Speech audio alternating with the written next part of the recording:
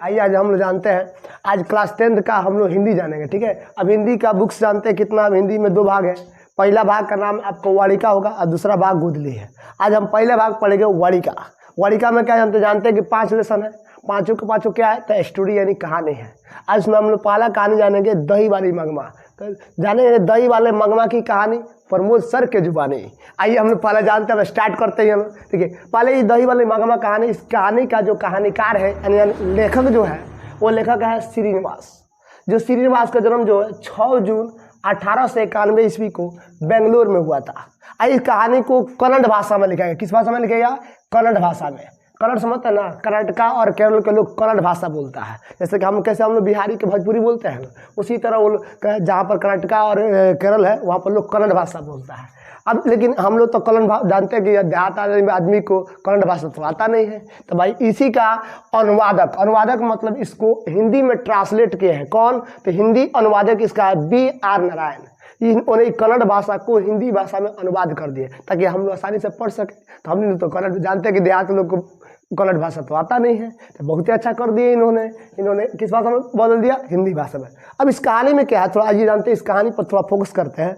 अब देख इस कहानी में क्या है, देखिए इस कहानी में एक मगमा है और उसकी एक बेटा है और इस बेटा का एक पत्नी है जो मगमा का क्या बहू है जिसका नाम नजमा रहता है, बहू है। और इसका नजमा का एक बेटा है यानी कह सकते हैं मगमा का पोता, जो पोता है रहता है। मगमा क्या करती है? हमेशा दही बेचती है। दही बेचने के लिए वो अपने गांव से जाती है बेंगलोर की तरफ। वहाँ पर जाती है तो एक माजी वहाँ एक औरत से भेंट होती है जिसके नाम उन्होंने माजी कहकर उस औरत को पुकारती है। आइए अब जानते हैं इस कहानी। मगमा है, यह मगमा एक भारतीय विधवा महिला है जो एक बहुत ही संघर्षशील है। जो इसके परिवार में देखिएगा तो इसके परिवार में 4 सदस्य हैं। मगमा है, मगमा का बेटा है और इस बेटा के ही पत्नी यानी कह सकते हैं मगमा का बहू कौन है? नगमा है। और उसी का एक बेटा पोता जिसको कह सकते हैं मगमा का पोता यानी नजमा का बेटा। ठीक है, अब 3-4 सदस्य हैं। इसमें मगमा रोज प्रतिदिन अपने दही बेचती है, पूरे गांव मोहल्ला में घुमाती है, दही ले आई हो। घूमते घूमते बेंगलोर चल जाती है, यानी अपने गांव वेंकटपुर से 3 मील दूर बेंगलोर दही बेचने चल जाती है। अब बेचारी जाती है, प्रतिदिन रोज की काम इसका यही रहता है। एक बार की बात है कि बेचारी दही बेच कर आई।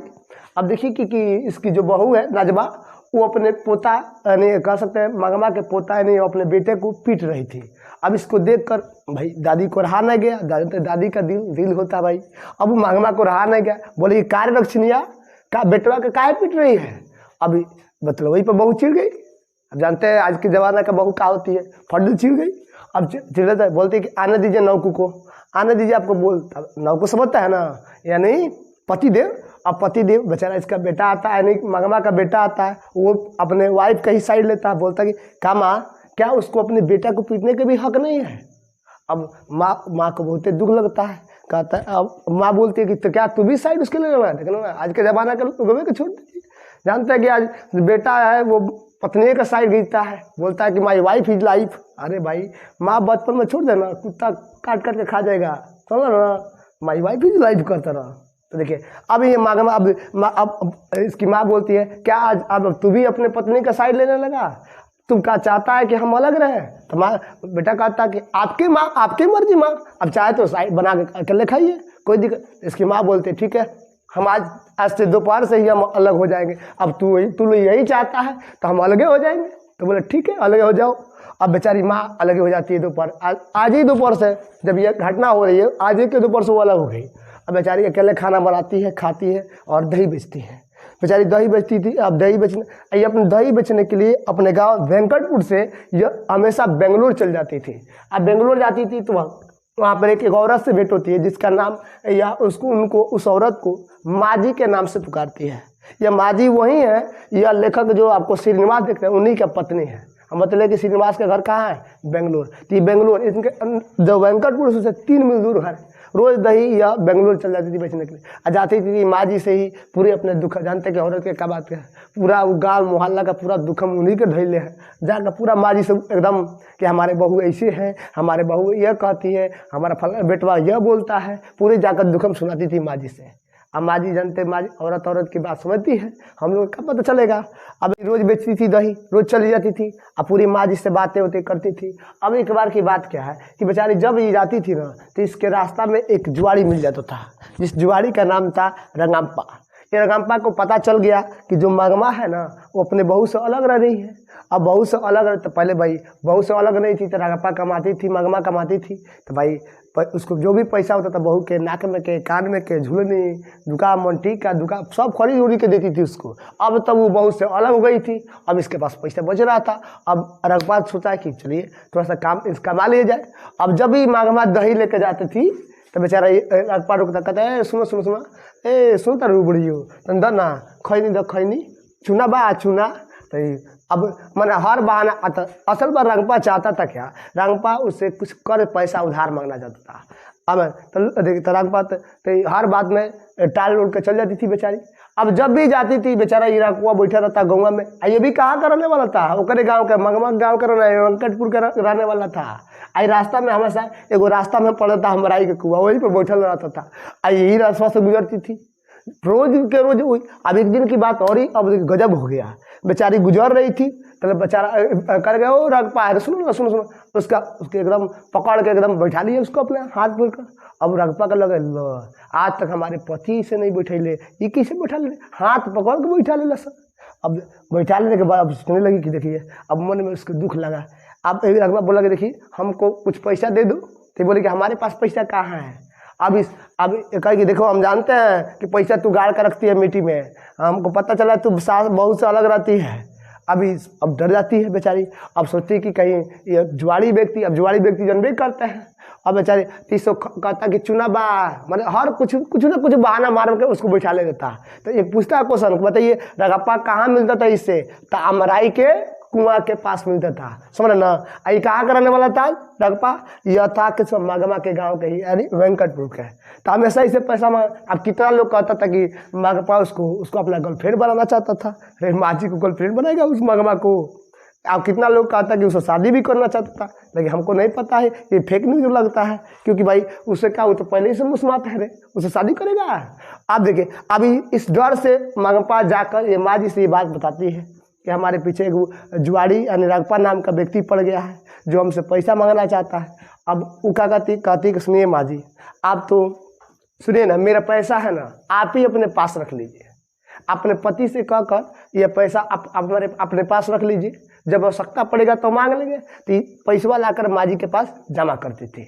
अब एक बार की बात हुआ कि देखती है कि माजी बेचारी मखमल का ब्लाउज समझता है ना, चोली समझता है, हाँ ब्लाउज, तो वही देख बेचारी माजी एक मखमल का ब्लाउज। अब रंगपा देखकर मने मने मुस्कुराने लगी, वाह वाह क्या मखमल जनबे करते, मखमल के बिछौना, मखमल बिछा के रखना आएगा तेरी साजना, समझ में करता ना, वैसा ही ये भी था। अब माँ एक मन में मंगमा के बीच में एकदम मन में चलने लगा।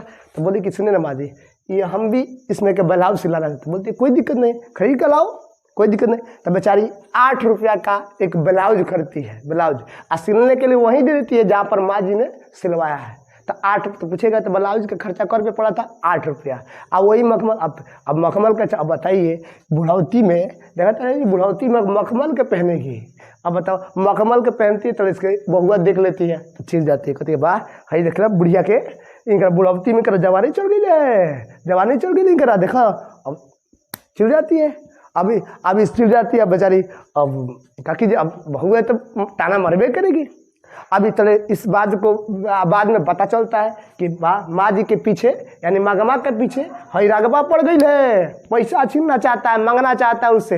अब सोची, अब जानते हैं कि पैसा की बात आएगा तो बहू के जानबे करते, पैसा के मामले में बहू क्या करती है, तो बोलती है कि आखिर में जानते हैं कि आप कभी देखें ना घर में कोई विवाद चलता है ना तो घर में सुलझाने के लिए किसको भेजता है, और मान ली सास अगर सास आपसे खिसिया गई तो घर में लोग किसको भेजता है, तो बहू सब अपने बेटवा को भेजती है, जा सास के पूछो, जाके दादी के कुछ खाना खाई।